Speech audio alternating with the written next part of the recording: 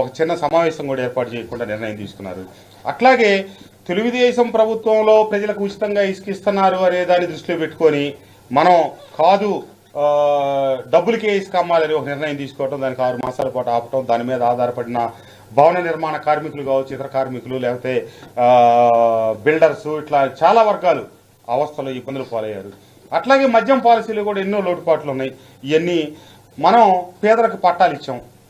ఆ పట్టాలు ఇచ్చిన భూములు మెరక చేస్తే ఈ రోజు వరకు వాటికి బిల్లులు రాలేదు. అట్లాగే మన యువక కొన్ని రోడ్లు డ్రైన్లు ఎప్పుడో అధికారంలోకి వచ్చిన సంవత్సరానికి ఇస్తే ఈ రోజుకి కార్యకర్తలతో పనిచేయించాం. వాటికి ఎవరైనా కాంట్రాక్టులు తీసుకురాం కదా. ఏ గ్రామ నాయకులు, ఏ గ్రామ కార్యకర్తలు ఉంటే వాళ్ళకే ఇచ్చి వాళ్ళకి తద్వారా ఒకరు పనులు చేసేటట్టు కాకుండా గ్రామ అభివృద్ధితో పాటు ₹1 డబ్బులు మిగులుతాయి అని చెప్పి వాళ్ళకి అవకాశం కల్పిస్తే ఆ బిల్లులు రాక వాళ్ళంతా 2.5-3 సంవత్సరాల పాటు నానా అవస్థలు పడి ఈ రోజు కూడా వాళ్ళు కుయ్యోముర్రు అని బాధపడతా ఉన్నటువంటి పరిస్థితి. మరి ఈ పరిస్థితుల్లో మనం మాట తప్పాము, మడమ తిప్పాము. మరి ప్రజల దగ్గరికి వెళ్ళి ప్రజలు మనం ఈ సంక్షేమ పథకాలు ఇస్తున్నామని చెప్తే ఎవరు అడిగారు మిమ్మల్ని ఈ సంక్షేమ పథకాలు? మీరు ఇస్తున్నారు కాబట్టి మేము తీసుకుంటున్నాం.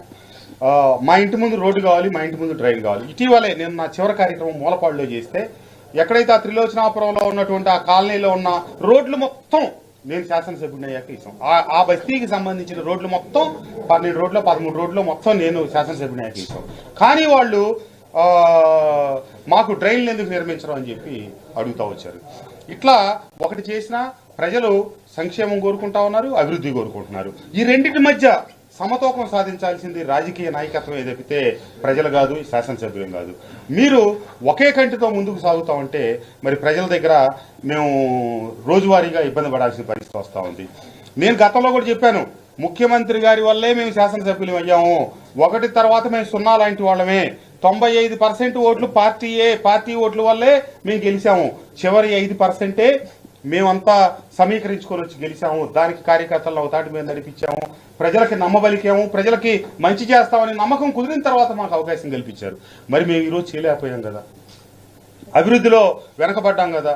జీకొండూరు నుంచి గంగినేనికి రోడ్డు ఆ కాంట్రాక్టర్ని కాళ్ళ ఏళ్లబడి బతిలాడి తీసుకొచ్చి ఇది చేపిస్తే అతను ఈరోజు ₹9 కోట్ల విలువైన వరకు ₹33 కోట్ల పనికి కానీ చేస్తే మనం ₹1 బిల్లు లేకపోయాం. ఎన్నిసార్లు తిరిగినా దాని మీద నేను ఫలితం తీసుకురాలేకపోయాను.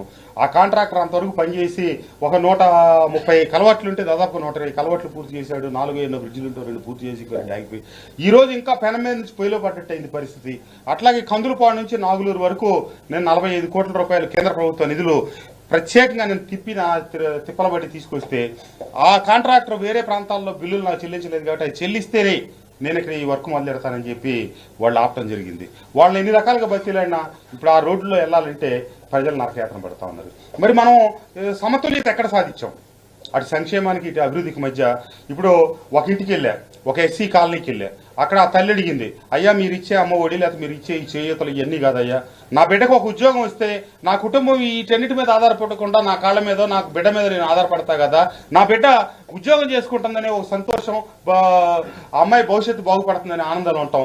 ఏది నా బిడ్డకు ఒక ఉద్యోగం ఇప్పించు, నాకు ఏమి వద్దు, నా అన్ని ఆపేసేయని అడిగింది ఒక తల్లి. నేనేం చెప్పగలిగే పరిస్థితిలో ఉన్నా పరిశ్రమలు.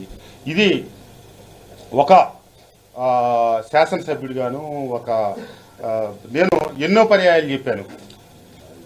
మైలవరం శాసనసభ్యుడిగా, కృష్ణా జిల్లా వాసిగా అమరావతి ఇక్కడే ఉండాలని కోరుకున్నాను. మరి ఆ విషయంలోనూ మనం మాట తప్పాం, మడం తిప్పాం.